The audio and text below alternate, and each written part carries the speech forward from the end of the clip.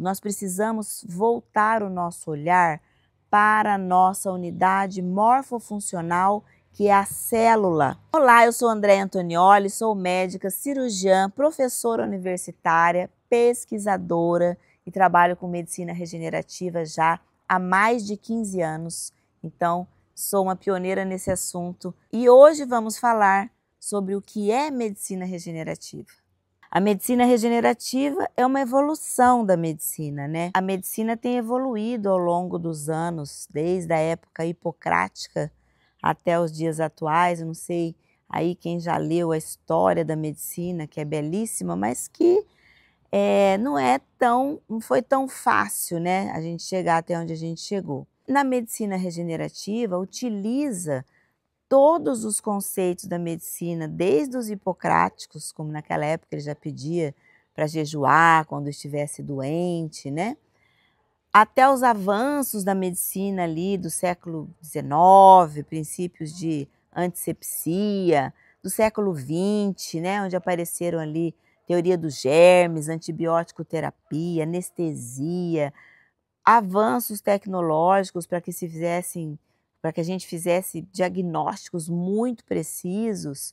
E aí a gente fazia esses diagnósticos, mas não conseguia resolver o problema daquela doença crônica do envelhecimento ou daquelas doenças crônicas não infecciosas, né? E aí veio a medicina integrativa, com seu olhar mais holístico, deu um passinho para trás, voltou a ver o organismo como um todo, voltou a prestar atenção nos hormônios, entendeu que suplementar hormônios homólogos transforma vidas.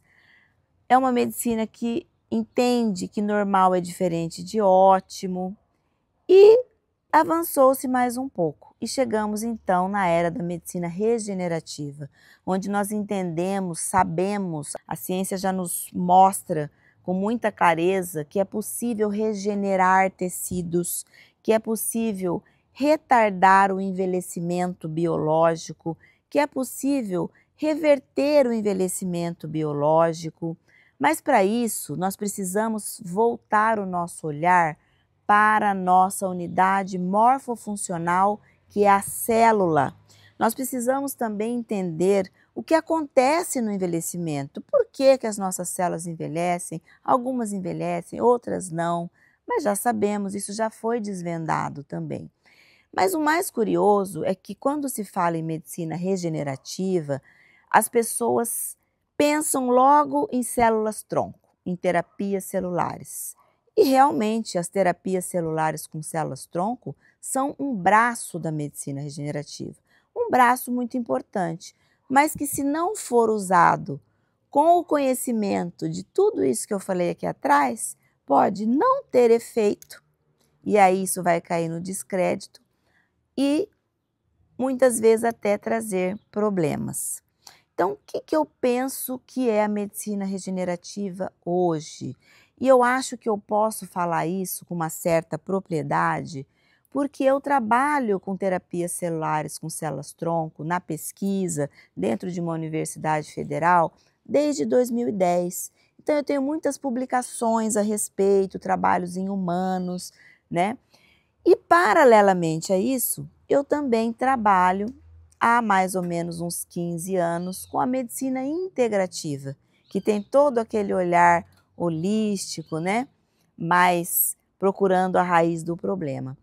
E juntando essas duas searas, eu ia aprofundando os meus estudos sobre o envelhecimento humano, porque tanto a medicina integrativa quanto as pesquisas com células-tronco voltaram a minha curiosidade para o envelhecimento celular. Eu sempre fui muito curiosa, então eu usava o termo idade biológica, que é muito utilizado ali pelos médicos integrativos, mas eu queria comprovar essa tal dessa idade biológica, fui atrás disso e a ciência me trouxe ali alguns biomarcadores de idade biológica, né? Um dos principais é o comprimento dos telômeros de neutrófilos. Desenvolvi um teste de idade biológica, pioneiro no Brasil, mas não parei por aí. Continuei estudando o envelhecimento celular.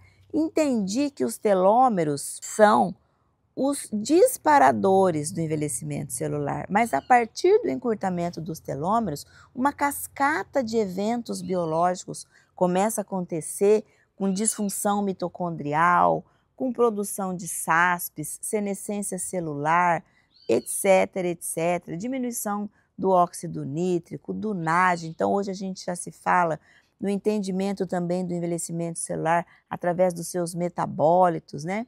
Estudando tudo isso, eu descobri que nós podemos regenerar tecidos algumas vezes, muitas vezes, utilizando geroprotetores que vão intervir nesta cascata do envelhecimento, reverter o envelhecimento celular e aí as nossas próprias células-tronco, que não estão envelhecidas, que estão funcionando bem, têm a capacidade de regenerar os nossos tecidos. Algumas vezes, na vigência de alguma doença importante, como um Alzheimer, como uma doença de Crohn na sua forma fistulosa, de difícil manejo, uma bexiga hipocontrátil de um paciente de insuficiência renal crônica e etc. Então, algumas vezes a gente pode lançar mão do uso das próprias células-tronco. Mas hoje existem várias formas de usar células-tronco. A gente pode usar células-tronco cultivadas, que são aquelas que a gente usa mais na pesquisa. No Brasil, isso ainda é permitido apenas na pesquisa ou em algumas situações muito especiais, com liberação da Anvisa, do Comitê de Ética, mas existem outras formas de usar células-tronco que são menos processadas, né? E as principais fontes de célula-tronco que a gente utiliza são a gordura, a medula óssea ou a geleia de Wharton do cordão umbilical. Todas essas formas nos trazem uma quantidade boa de células-tronco mesenquimais, tem várias formas de manipulação dessas células.